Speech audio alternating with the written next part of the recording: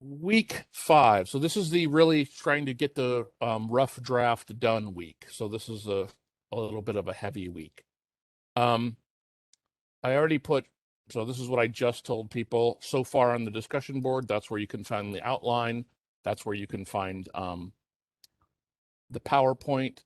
And then somewhere, probably in that discussion board, I will create like a little space for us to post for you to post your thesis statements and your main supporting arguments, and then I will be able to comment on them.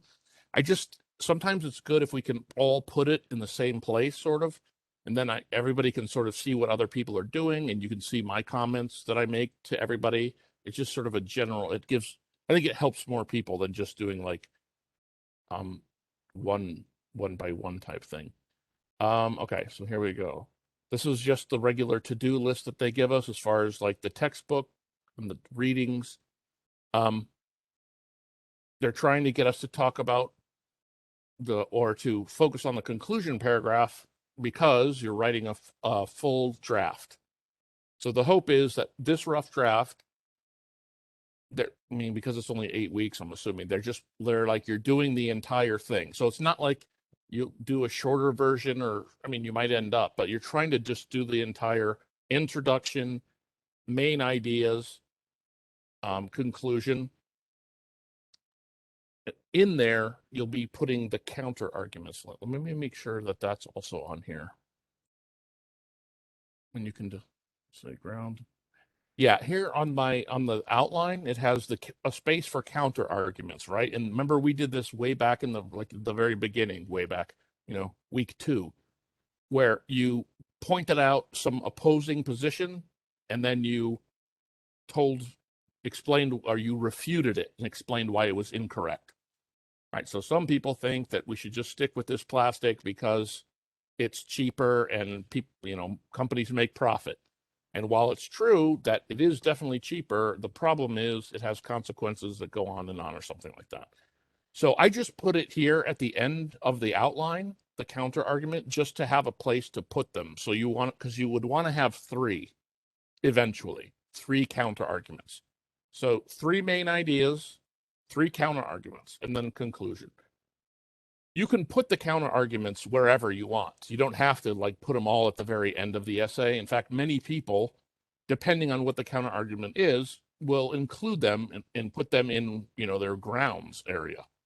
Right. So if I'm saying government should legalize marijuana because it will improve the economy, I can include in there. Some people say that the amount of money is actually not going to be very much, but those people are wrong, right? And I have data, and I'll show them how they're wrong. So if depending on the subject matter, you can sort of put the counter arguments sort of wherever you want to. But anyway, on the outline, I just put them at the end just to have a place for them, so that we didn't forget about them. Okay, discussion posts. So this week you have a discussion post. We have the main assignment, which is the research draft, and then we have the quiz. So here is this. Let's see if we can make it.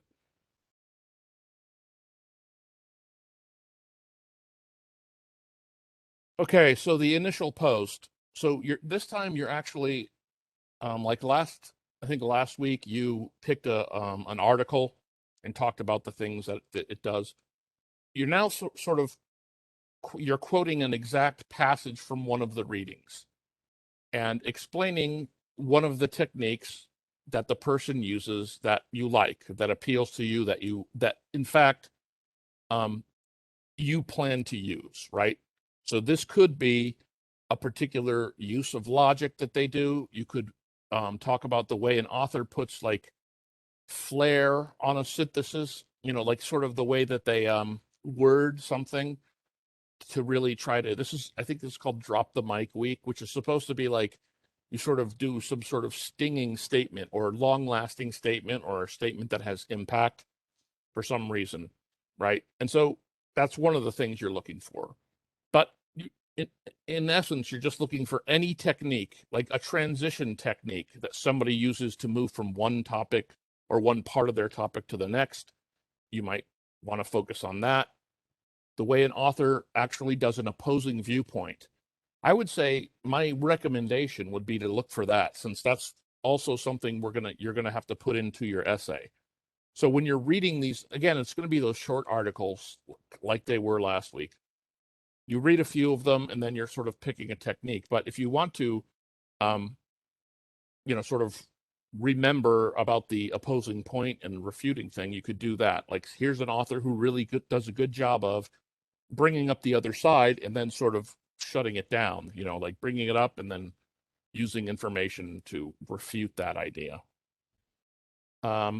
This idea with the voice is tricky, and it's always tricky in writing to explain what an author's voice is. I am very obviously, it's like a tone. I mean, it's more than that, but it's easy to understand if you think of it like a tone. So if I could write something that's sarcastic, and if that sarcasm comes through, that's part of my voice as a writer.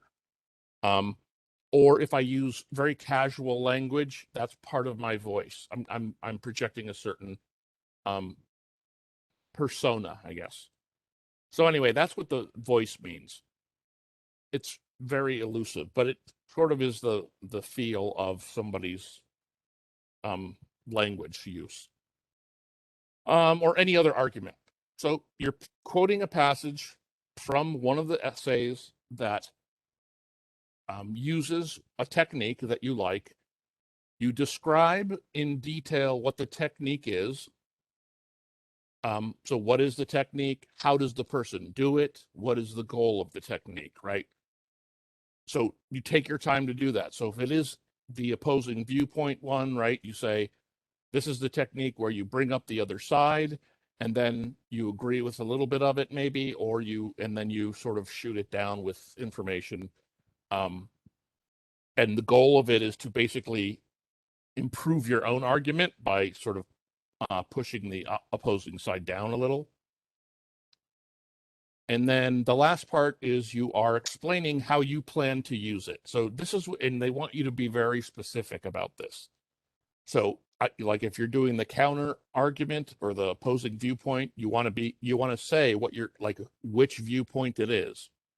So I plan to use the opposing viewpoint to talk about, to bring up what that people think marijuana will lead to other hard drugs or something. And then I'm going to bring that up, that say the other side thinks this, and then I'm going to go prove that that's not true by using this information that I found and so on. So this is all about how you plan to use whatever technique you pick. How are you going to use it in your essay? And you're trying to consider all the things. Like, will you use it with sources? So does it involve sources? So for me, I would be like, yes, I'm going to find information that proves that people don't get that marijuana is not a gateway drug or whatever. Okay, so that's the initial post. So essentially, it's could be one long paragraph, or you can break it into parts if you want, but that's essentially it. And then you have same thing, the follow-up post. So this week, I think it's because there's a lot of writing. There's really only one sort of initial post. You know how usually there's sort of two parts. Now there's only one, and then follow up.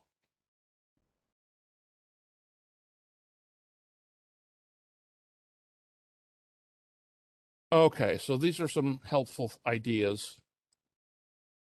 right? So this is how they're trying to help people get through this full draft, right? So first thing, which is genius, but and seems simple, you want to make sure you have like all of the sources you're going to use. So if they're in a folder on your computer or something, like you just want to be able to get them all together before you even do stuff, like before you start writing. It would just be smart. Otherwise, if you're writing along and then you're like, what was that other thing and where is it? And then next thing you know, you're like, I don't know, watching SpongeBob instead, So you want to have like things ready to go or in a folder so you can access them. And then you want to have a plan for what your essay is. And this is the map or outline idea. And that's why I made that outline, right? See what that does.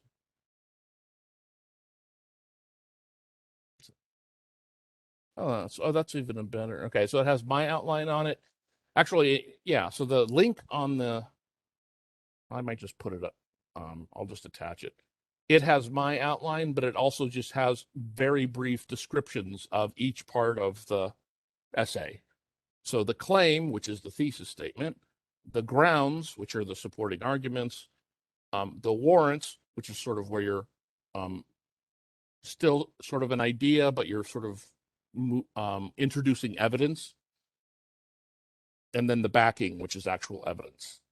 And then it mentions counter argument. So anyway, I'm going to download this and I'm going to replace the one that I put up because this one seems a little bit more complete. All right.